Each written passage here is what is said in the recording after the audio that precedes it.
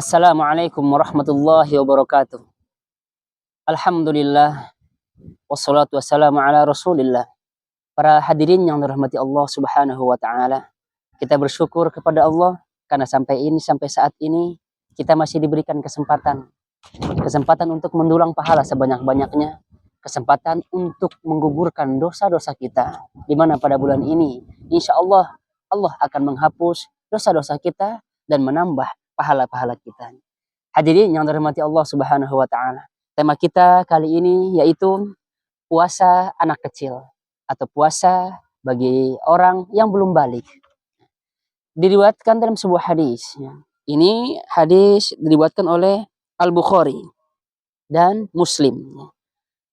Dahulu para sahabat itu melatih anak-anak mereka untuk berpuasa. Ketika anak-anak mereka itu sedang berpuasa, lalu kemudian anak-anak mereka itu lapar, maka para sahabat membuatkan mainan untuk anak mereka. Ini sebagai dalih ya, untuk mengalihkan perhatian mereka sehingga mereka tidak lapar lagi.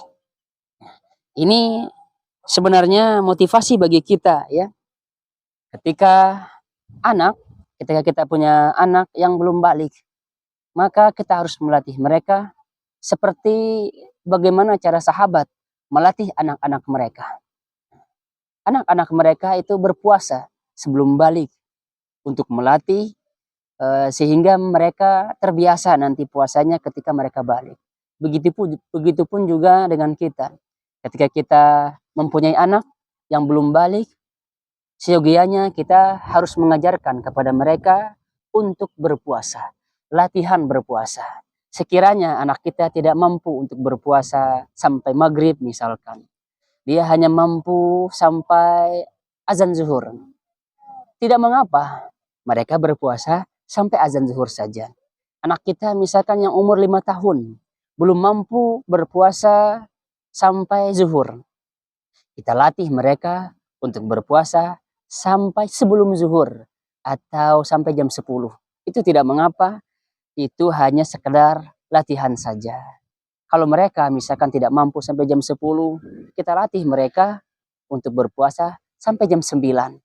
Hadirin yang dirahmati Allah subhanahu wa ta'ala, ketika kita terbiasa melatih anak-anak kita untuk berpuasa sejak dini, insya Allah mereka akan senantiasa lebih dekat dan lebih mengenal dan lebih tahu bagaimana puasa tersebut.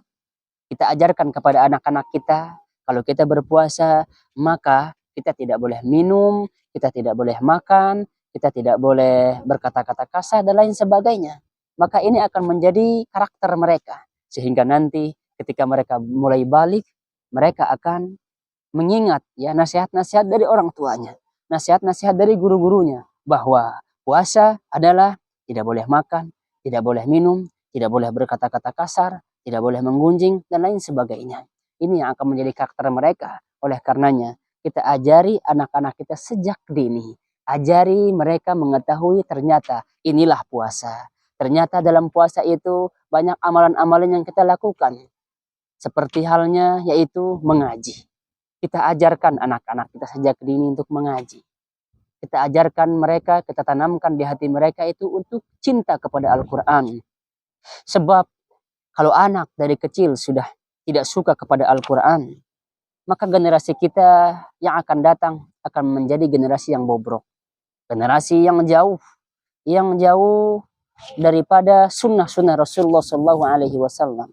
Kita akan melahirkan generasi yang tidak mengenal Rasulnya. Kita akan melahirkan generasi yang tidak mencintai Allah dan Rasulnya. Sehingga ketika datang bulan Ramadan, na'udzubillah, mereka akan leha-leha begitu saja. Mereka akan berbuka di siang bolong dan lain sebagainya. Ini akibat kita tidak mengajarkan anak-anak kita sejak dini.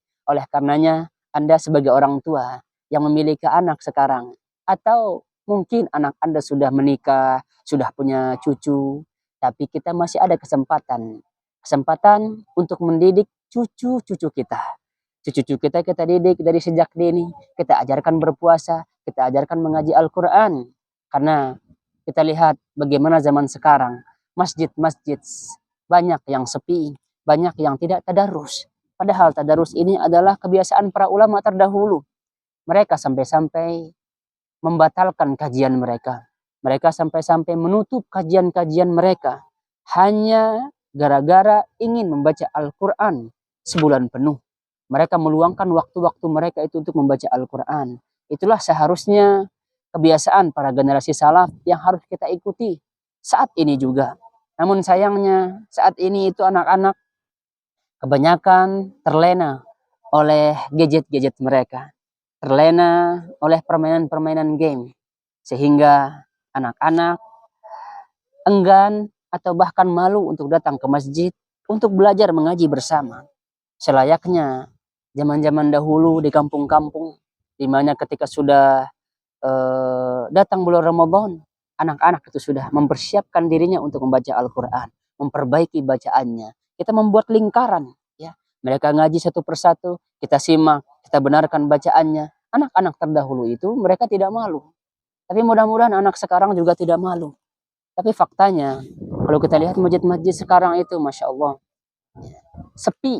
sepi daripada membaca Al-Quran. Padahal kita sudah mengetahui, Al-Quran adalah, bulan puasa adalah bulannya Al-Quran. Oleh karenanya, kita didik anak-anak kita. Anda sebagai orang tua sebenarnya mempunyai pengaruh yang besar. Anda sebagai orang tua mempunyai tanggung jawab yang besar kepada anak-anak Anda. Oleh karenanya, ketika Allah Subhanahu wa Ta'ala memberikan kita titipan, maka dengan titipan tersebut kita harus maksimalkan dengan sebaik-baiknya. Salah satunya adalah dengan mengarahkan anak-anak muda kita untuk datang ke masjid. Kita ramaikan masjid dengan bacaan-bacaan Al-Quran, sehingga anak-anak muda kita, generasi-generasi muda kita cinta kepada Al-Quran.